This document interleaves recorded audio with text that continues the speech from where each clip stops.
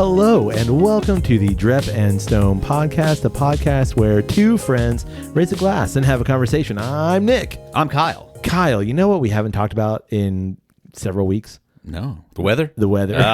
The weather. Yeah. We are very squarely in summer. It is summer. Yeah, it is. But here in our sunshine state, Yep. we ain't seen too much of the sun here lately. Yeah, but it hasn't been too awful rainy either. No, it's cloudy. just been cloudy and overcast. Yeah. Like it's a bit weird. It is kind of weird. Because like for us here in Florida anyway, like summer is steamy. Yeah, indeed. Swamp ass season. Yeah, muggy. But I just walked around a theme park today. Literally today as we're recording. Yeah. And fine. Like I mean I probably sweated a little bit, but like I was totally good. Yeah. Not listen. Yeah. I got home and I was like, you ain't wrong. I did take a shower, but it was like I've been at a theme park. Like, right. I would rather refresh. Correct. But yeah, didn't sweat really. It was kind of actually really nice. It's impressive. I know. And for it being when we're recording June, who knows when this comes out, but June in Florida and like overcast. You and didn't want to die? Crazy. Exactly. Absolutely crazy. Yeah. So, yeah, we still haven't had much rain though. I'm No. getting a little concerned. Yeah. I'm tired of being in this like drought nonsense. Yeah. My grass, it does look a little better, but it's still pretty toasty. Yeah, like that 3 o'clock shower that used to be like clockwork. Yeah. Not right I now. haven't been hitting it recently. I've heard rumors Yeah. that is it El Nino? I think it's El Nino, which is affecting the Pacific, is going to affect us here, and like it's going to change our weather pattern, but like for premium water dumpage At some point. Okay. Yeah. Well, look forward to that. Me too, because like I mean, you know, my days are not ruined by 2 hours of rain in the afternoon. Yeah, no. So I'd kind of rather that actually. Yeah, it's nice. It is nice. So there's your weather report, everybody. Yeah, you're welcome. Yeah. What is that? Is that sound supposed to be Morse code? What do you think they say? Like, oh God, there's weather. No clue. Yeah. It probably is. It's gotta be Morse code. At least a reference to that. Yeah, it's probably like, you know, honey, I'm coming home for dinner at 5 p.m. See you later. Have the pot roast ready. And here's the weather. Hey, Anywho. You want to drink something? Yeah. Cool. In the spirit of, see what I did there? Spirit. Yeah. Of what we've been doing lately, I figured we should have us a little cocktail. Okay. Yeah. So you and I are taking a trip here. Actually, we might be on the trip. I don't know. I don't know how these things work. Time. Yeah. Weird. But we're taking a trip in a couple of weeks to the, I was going to say the great state of Italy. To Italy and some surrounding countries. The Mediterranean, if you will. Yeah. And I figured we should do a cocktail from that region. Okay. We featured one in the past. Actually, we've done probably several Italian cocktails and beers. I know that. So I figured we'd have us a little Italian cocktail. Okay, what you got? I know that you are not the biggest fan of Campari and Aperol and things like that. Yeah, sure. Even though like you do like some bitter stuff, but those are another level. But there is something in that same general cocktail category. Yep. Kind of similar. And I've never had one, and I would love to try it. And that is the Hugo. Don't really know how it's pronounced. Hugo. We would probably say Hugo, but I think it's Ugo in Italian. Hugo. Like the car? Hugo. Hugos. Hugos? I goes. We goes together. Hugo. Hugo. Hughgo. Hughgo. Hot to go. It's called a Hugo Spritz. And in this, it's a light and airy or light and refreshing cocktail, which I figured would be perfect for a summer day. Yep. This consists of some elderflower liqueur. We're going to use Saint Germain. Yep. Consists of some Prosecco. Okay. And some lime and some club soda. Wow. I know. Cool. You want to go make one? Okay. Let's do it. Oh, and mint. I forgot the mint. Oh, yeah. Yeah. All right, let's go make one. Heavily mint. Heavy mint. Yep. All right, Kyle, we're back. Yep, we're back with our mints. We have the Hugo Spritz. So this was invented in, I think, northern Italy. Okay. And it's a response, actually, to the Aperol Spritz. Okay. Because Aperol, Campari, and other Amaros like that, they're punchy, man. Like a Negroni is a very punchy drink when you're using Campari. And so the Hugo Spritz is a riff on that, but like something lighter. The idea was like, let's make a summer cocktail that's just lighter, it's easier going, lower ABV, sweeter, and it's a response to it. I think just in my super cursory Google research, it was invented in the early 2000s, so it's not been around very long. Wow. Yeah. Usually it's served in like a big goblet wine glass like you would for an Aperol Spritz, but I don't have one of those. So we've got beer glasses. They're pretty close. I'm going to say pretty. It's got, it kind of looks like a mojito. It does. On the nose. Limey mint. It smells like a mojito. You like a mojito? Very brief. Yeah. Like mojito experiences. Oh, okay. I've had some that were like, yeah, that's incredible. I could drink 4 of those. And I've also had some where I was just like, ugh, gross. Yeah. So I don't know what we're getting into because I've never had this. This is a fresh pour. A fresh pour. Yeah. Never had it. All right, here we go. Yeah. Not bad at all. Not bad at all. Refreshing. Actually, super refreshing. Yeah. That's kind of delightful. I'm gonna have another sip. Oh yeah, that's great. I think that's like a grown up Sprite. It's a matured Sprite. I literally was thinking the same thing. I mean, listen to all my ice. Why am I blinking? What is Saint Germain? Elderflower. Elderflower. Yeah, elderflower liqueur. What is elderflower? It's just a flower. It's a little bit older. It's got some age on it. It's Not a a little bit youthful wiser. flower. No, right. Yeah. Elder. No, it's just a type of flower. I don't know exactly what it tastes like. It tastes like elderflower. It's just sweet. Potpourri, floral. Yeah, that's just what it tastes like. Yeah, it's not too sweet. It's got some sweetness there. It's light. It is refreshing. It's vegetal. It's botanical. Vegetal. It definitely has like a meal. There's a meal in this glass. It's chewy. It's like how your mouth feels after you just finish weed eating. You get that? You got bits. Yeah. Yeah, I don't mind this at all, especially like, if I think of hot summer day, I don't, do I want a beer? Do I want like a cocktail? Maybe something in between, something that's light, something that's refreshing. Yeah. I'd choose this. Choose it over what? Water? No, like I don't want. Like, would you ever choose this? I'll try one when we go to Italy. Mm-hmm. I am going to order one. Yeah. Because I'm assuming that I just threw this together. Right. And it's probably not as good in my mixology lab as it is in the mixology labs of the. You're saying your first attempt at ever making the cocktail, it may not be the best version of it if you were to actually get it somewhere in Italy. I am indeed saying that. Yeah. I mean, I know it's a shocker. That's a stretch. I know because I know you know how good I am at all of this. Yeah, for sure. So no, I would try it. Like, would I try it over something else? I watched you in there making this drink with your bare hands, crushing up that mint. Handling that mint. Blessing you with the mint. Yeah, I know. There's a certain level of finesse. I don't think I have an answer for that because I don't know what I would choose it over. But I would that's like my thing. Yeah. Like it would be. What would I rather? Perhaps it'd be on a menu. Sure. But on that menu, you're going to have plenty of other options. And would I ever gravitate and say, you know what? Let me get the Hugo Spritz. Yeah. I'm not a spritzy kind of guy. Sure. I think, So I don't think that's ever going to be my immediate go-to. So I had a few Aperol Spritz, which I love Aperol, and I really liked that. Mm-hmm. And it's basically the same thing, but with Aperol instead of Saint Germain. Right. So yeah, I think I would. I mean, I'm probably gonna get some looks, but look at me. You have this over an Aperol? I think I actually would. Yeah. Even though I love an Aperol Spritz, I think this is going to be definitely lighter, and this is more refreshing because Aperol can be punchy. I mean, I love like a bourbon with a dollop of Aperol. Mm-hmm. Just because it just the citrusy of the Aperol. It's a lovely blend, and it's a natural. It almost makes just like a natural old fashioned. Yeah, that way. Yeah. But yeah, I've just never really been spritzy. I guess okay. So I would think if I were out in Lake Como, sure, would I reach for a spritz? I feel like I would have to be presented it. Of this is the experience, and this is what you should have right now. Okay, so I'm thinking of this because I feel like I would prefer a Moretti over this. Ooh, so my current relationship with beer is that beer is very heavy, and I don't know if it's my stomach right now. Beer makes me feel blah. And so I love Moretti.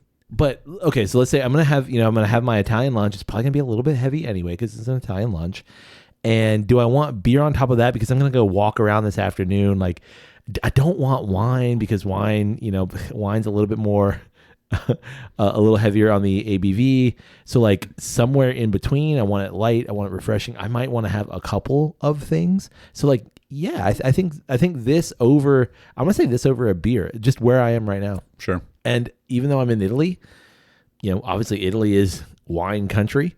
I for some reason in my mind, like wine is more dinner oriented. Agree. Fully agree. So yeah, I would reach for one of these, especially like I know it's going to be on every menu.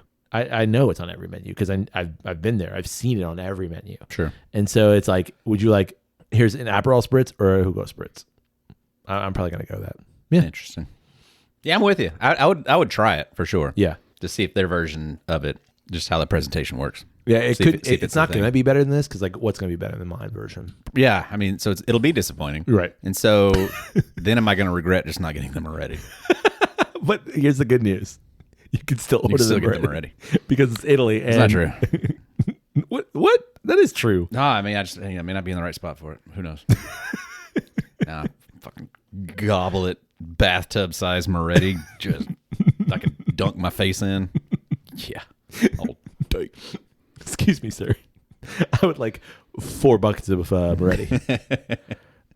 I'm sorry? You heard me. 4 buckets. Chop, chop. Chop, chop. With ice. The dressing. Final thoughts. I like it. I think that it's 1 to 10. I'm gonna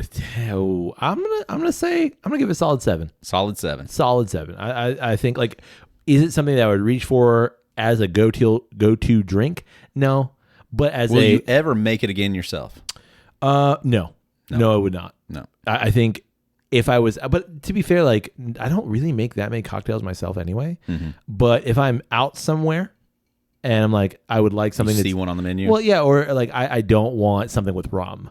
I don't want a mojito or I don't want a gin and tonic or something like that, which is kind of my go-tos in this wheelhouse. Yeah, like would you ever pick this over a gin and tonic?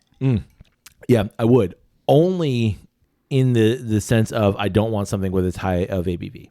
Like if I'm thinking of that, like I don't want to take a nap later. You know what this I mean? Will have significantly less ABV? Definitely less ABV for sure. Because the Prosecco... Maybe 12. I would say that's pushing it. Maybe 9. Yeah. And you have 4 ounces of it, sure, but it's not that high.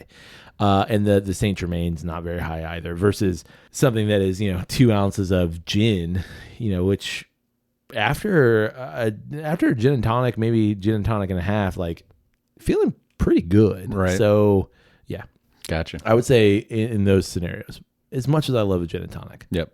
Well, now that we've got a cocktail, what would you like to talk about this week? Came across this thing called the Batman effect. Yeah. The Batman effect is it's kind of like this mental philosophy of doing any kind of task, but doing it in the mindset that you're completing this task as Batman. Ooh. And that it kind of builds this like fortitude, this like alter ego. You are building an alter ego. Yeah. Okay. To be able in which to perform the task at like a higher moral, not efficacy, but like maybe I guess like in a way, but also with like a stronger rigor. Sure. I'm not going to give up so easily. Yeah. I'm going to do this with the task with the mindset that I can accomplish this because the persona that I'm taking on is one of higher skill set or higher physical thresholds. I don't know. Like it's just from a position that like I can now do this task with more vigor than I could before when I'm doing it just kind of in my like mundane state of I don't want to do this or whatever. The video that they talked about, it referenced like a study where they took like school-age kids, gave them a task, but asked them to do the task as Batman. And when they did the task as Batman, they were able to do the task longer and more effectively because they were taking on this kind of, this mindset of like, quote unquote, superhero work. And, like Batman wouldn't give up so easily, so I can keep doing this longer. Or, Batman can do this better. So I'm gonna give it all I've got. Yeah. And just like that it did actually show improvements within their doing the task with this mindset. You ever do that? You ever like put in this like, I mean, you're a gym goer. Yeah. Like, do you ever get in there and you like, all right, time to do this. It's actually pretty good. In the dark. It's pretty good. You put on that mantle. Yeah. Of something beyond Nick to get this thing done. No, not in the gym. Not usually. No. Never. I mean, I'm not gonna say never, but like I think you do go in with certain mindsets for different things. An example, a specifically gym example, would be like every year we do this workout called the Murph, which a lot of people do. Right. It's a mile run, 100 pull-ups, 200 push-ups, 300 squats, and a mile run. Right. And every year I do this, it's always like, and you've said it before. I know we've talked about it on the pod. Like, this is impossible, and it's not. It's difficult. It's a very difficult workout, and it's possible, but you kind of got like, you kind of go in with like okay, this is what we're doing today, and we can't think about anything else. Like, this is how we're attacking this. Right. And there are years where I go into it like, this is going to be fine. You're going to get through it. And there are years where like, no, we're going to get through it. And then there's some years like, we might not get through this. Right. And the latter tends to be the worst years. And the best tend to be like all right, we got this kind of years. So yes, in that way, but I don't think about it as in like, I'm changing who I am necessarily. It's I'm just reframing my mindset a little bit, where I think what you're saying at is almost like adopting a complete separate persona of like, I am no longer Nick, I am something else. Sure. And I see this in, to some degree, like my professional life of like, I am no longer Nick, I am Mr. Johnston. I am something separate from that. And like, these two things are the same person, but it's I don't know, it's like a totally different, it's not how I kind of function in my daily life. And so it is an alter ego of sorts. Right. And even to some degree of like, Nick would not do this, but that alter ego does this kind of thing. And I think that's kind of like where I see it, of like, that alter ego is not better, it's not necessarily worse, but is able to complete a task, and like the non-Batman would like look at that alter ego and go like, whoa, like how can we accomplish that? Well, it's because we can kind of like bifurcate in some ways our personality and step outside of who we really are in order to get this thing done. Right. I have a not Nick example of what kind of like what I'm thinking of. Like, there's a really good interview with Stephen Colbert and Lady Gaga, and he's asking her about, this is pretty early in her career, and he's asking her, who are you? And she's like super guarded, like she doesn't want to. She's not really coming out with it. She doesn't really want to like give him. She's just guarded, right? And he says, so like, when you think about you, are you Lady Gaga or are you Stephanie? And she's like, well, when I'm by myself and around my family, I'm Stephanie. And I can't remember her last name. It's like Germanata or something. But like, I'm Stephanie. But Lady Gaga is also me, but it's this other part of me. Right. And I see that in a lot of artists. And I see that in a lot of creative people where like, not even to the point of like, it's like Jim Carrey. Yeah. Like how he can lose himself and almost forget who Jim Carrey is. Correct. Or who he is, because Jim Carrey is this character. And like in this case where Lady Gaga, exactly, she's a character. Right. She is something else, but that is the Batman of it that I channel to then do the creative thing. Right. And so I think you see that in a lot of people who adopt personas, or in the case of like Jim Carrey, who lose themselves in this alternative version of Jim Carrey, or like when he did when he was Andy Kaufman. Yeah. And got into like a lot of trouble. Right. And when I say trouble, I don't mean like legal trouble, but close. Personal trouble. Yeah, like people were like really offended. Oh, and yeah. Like, you took that too far. You hear a lot of like Jared Leto doing stuff like that when he was the Joker.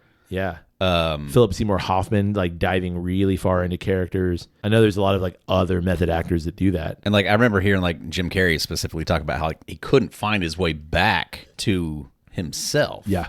Because he had gone through so many, like, I'm like my alter ego is Jim Carrey, and then from there I'm going to take on the persona of Andy Kaufman. and then from there could not find his way back to himself. To legit Jim Carrey. Yeah. Not persona Jim Carrey. Yeah. And that was bizarre. Or like I totally understand sure. like the idea of it. Or you see this with like Robin Williams. Like when Robin Williams was doing like legitimate interviews, not as Robin Williams as the character, right, but as Robin Williams, he's still there, but there's also like, there's a part of you, it's like, say something funny, man. Right. And when like, you know, someone you look like that guy, but right, you're not really acting like him. But someone like that like recognizes that, no, I am Robin Williams. So like, it's so difficult to be just Robbie. I don't know what his friends call him, you know, whatever. Like, it's so difficult to be me. Right. So that alter ego, those lines blur. Right. Yeah. And so like, I kind of, I agree with this Batman hypothesis. What was it? Batman effect. Because I see that, not to that degree in myself, but I see that in myself. Oh, like, yeah. You know, in order to get this thing done, or in order to even selfishly like get the thing that I want, I have to adopt an alternative kind of perspective. I can remember doing that so much as a younger man, as like an adolescent, as a teenager. Like, I can remember playing high school baseball and like envisioning myself as Chipper Jones. Sure. Like, you know, like what would Chipper, you know, how would Chipper approach this at bat kind of a thing? Or, you know, even younger of like, you visualize yourself as any given superhero, Spider-Man, Wolverine, kind of a thing. Yeah. I don't know if I ever did it so specifically as like, I feel like as an adult, it's more like you take on like philosophical approaches of like stoicism or something like that, where it's like, I don't want to whine. Yeah. I don't want to complain about things, and I want to be able to just, be able to like buckle down and like get through anything kind of a thing. But it's not so much as like, but I'm going to do it as Batman. Yeah, but you're still kind of doing the same thing, but you just don't have that absolute alter ego identity to go through it. It is just more of like you're reaching for a better existence, kind of. Do you think that there's a home Kyle and a serving Kyle? Absolutely, there is. Like we've talked about this. Like, this is like one of our very first episodes. Yeah. Of the different hats that we wear. For sure. And like, I'm a different version of myself with my kids than I am when we're doing the podcast. Right. Than I am at work. Than I am around my mom. Like there are very, those are subtle. Like deep throwback, by the way. Like, one of the first. Yeah, way back. Yeah. But they're all still versions of the same entity. Yeah. But they're not like, what this is saying is like having a specific identifiable alter ego that is separate from yourself. I think that becomes, or that's like the first step though. And I think like in some ways what we're talking about on the other side of that is you can now transition in and out of that character so easily that you don't have to think about that anymore. Of like, I mean, even for me going into an education scenario, I don't have to think about Batman. I don't have to like sit in my car and like go get a tiger. I don't have to do that anymore. Right. But like, I think I did at one point. Yeah. I think I did have to like, okay, you got this. Go in. You can make a difference. And I'm assuming that even to some degree of what you do, okay, you're gonna be okay. Things are gonna go wrong. People are gonna say mean things at some point. Things are you're not gonna love everybody, and everybody's not gonna love you. Do the thing. Right. Whereas now it's just second nature to us. Do you think that that's important, that we adopt some sort of alternative persona to like help us get through the things that we need to get through? That's what I'm saying. I think it is like a young person's thing. Yeah. Of like, maybe you do need that early on. But I think at this point in the way that I approach tough situations is like, I don't want to lose that credit. Sure. To go to myself. That I did it. Yes. I don't want to have to look at it as like, it was, the Batman version that was able to get through that thing. Like, I want to be able to hold that mantle of like, I got through that. Yeah. I don't want to lose that connection, the more personal connection to it. And I want to be like, to be able to push myself to get through it also. Yeah. That I didn't need Batman.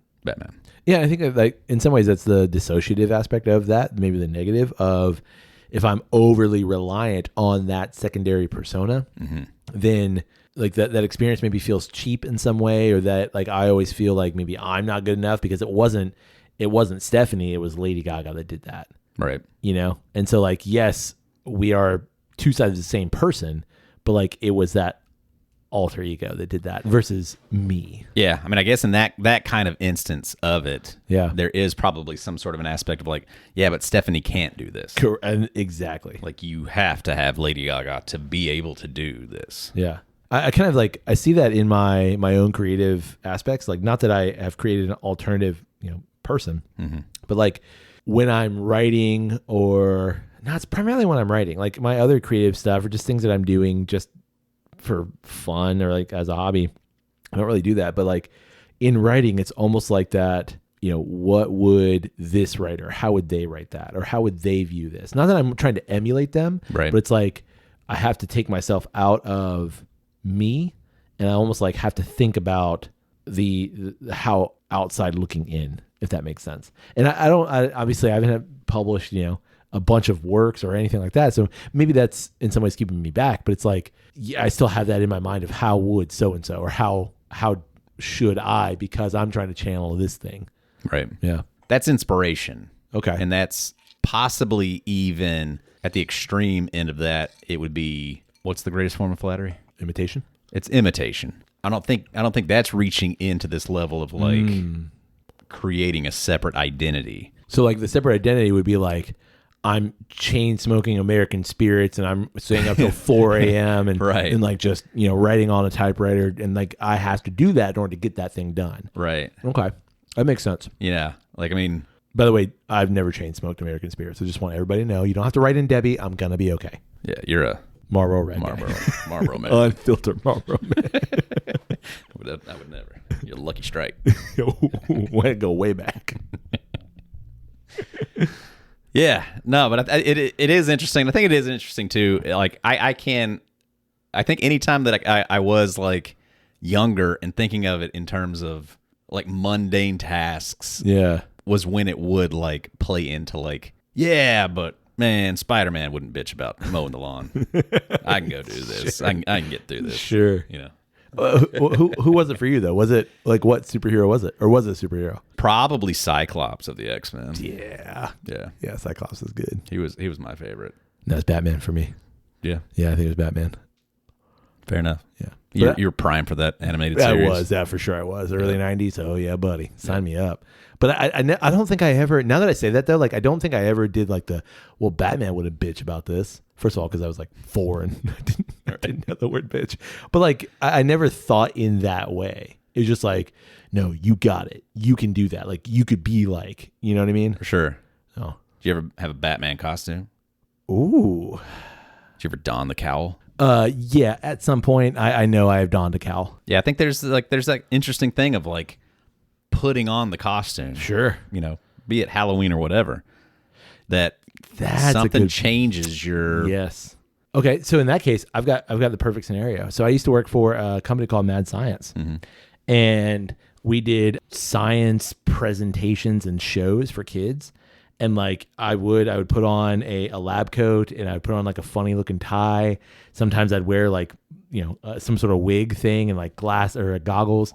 And like I was then my character was called Neutron Nick, and I became that character. Right. And so like that was completely different. When I took that off, like I would not act in the way that character acts. Right. And it was just literally putting on the lab coat and like, you got this, go. Right. And like in some like acting, I've done some, minor acting things. Same thing. You put on that costume and now you're something different. Not that I've ever cosplayed and like going to Comic-Con cosplay, but I have a feeling that that's what the cosplayers do. And I think like this would be like saying like you'd put on that costume to go wash the dishes or to like clean the living room. And by God, I did it much better when I cleaned the living room as Batman. Yeah. It is way cleaner than Gotham, like, yeah, I mean, it's that kind of weirdness. It's not. I don't think not weird playing is, the role. Yeah. It's not playing the role. I see what you're for saying. a specific purpose. It's being Neutron Nick. Yeah. To go wash your car. How would Neutron Nick wash this car? Here's what I'm gonna say to all that. First of all, very well, but I'm just gonna like blanket statement like, man, if that helps you get through the day, Cool. Oh, yeah. For sure. Because life is tough, man. Yeah. So how would Indiana Jones get through this? Listen, if you start carrying a whip and wearing a leather fedora, I'm not going to be able to stay away from you. True that. Yeah. Khaki is your color, man. Yeah, I don't mind it. That's why I'm going to Venice. And 99% of the reason I've wanted to go to Venice is so that I can stand in front of that building and say, it looks like a converted church.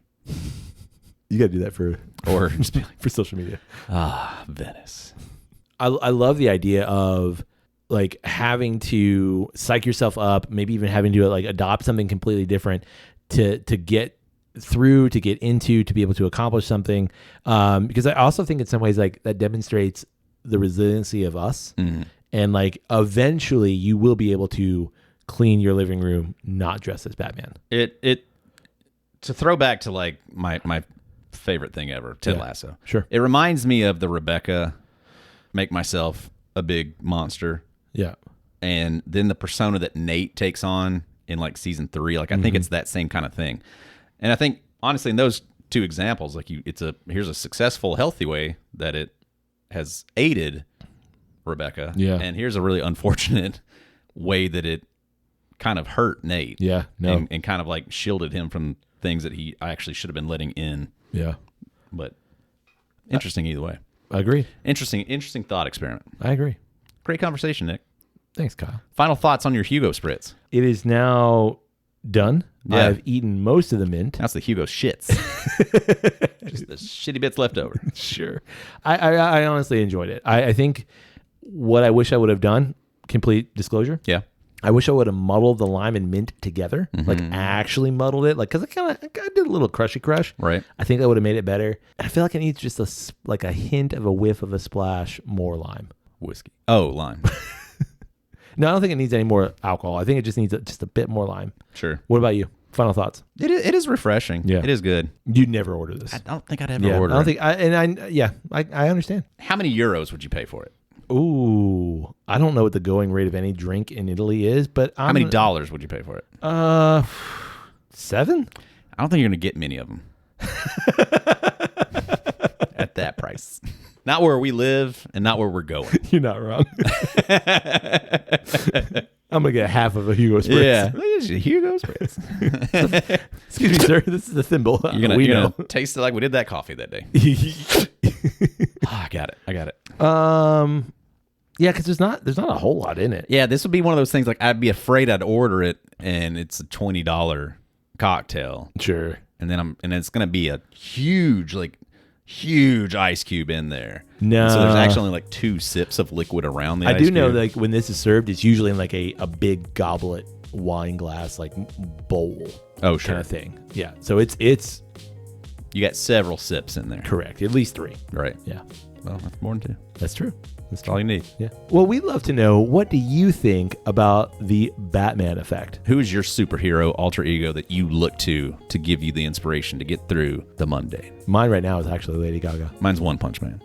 We'd also love to know, what do you think about the Hugo Spritz? Or what's your favorite Spritz? Ooh, yeah. On that note, you can get in touch with us through email. It's drepandstone@gmail.com. You can also get in touch with us through social media. It's always one word, Drep and Stone, DREP and Stone. Find it, like it, share a thing, comment on a thing. We appreciate your thing. And we'd also love it if you support the podcast. You can do so through our Patreon page. It's patreon.com/drepandstone. You can also support the podcast by rating Drep and Stone wherever it is you get great podcasts like this one. And finally, Kyle. What's that? You can tell someone about Drep and Stone in your Batman voice. Oh. Go ahead.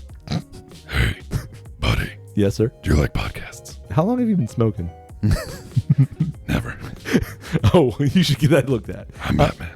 Oh, well, Batman. Yes, I do love podcasts. Have you ever heard of Drep and Stone? No. What should I go listen to? They're great. Great content. Good guys. Go give it a shot. Thanks, Batman. On that note. May your glass ever flow. And your ass never show. Hey, cheers, buddy. Cheers. My throat hurts now. Ugh.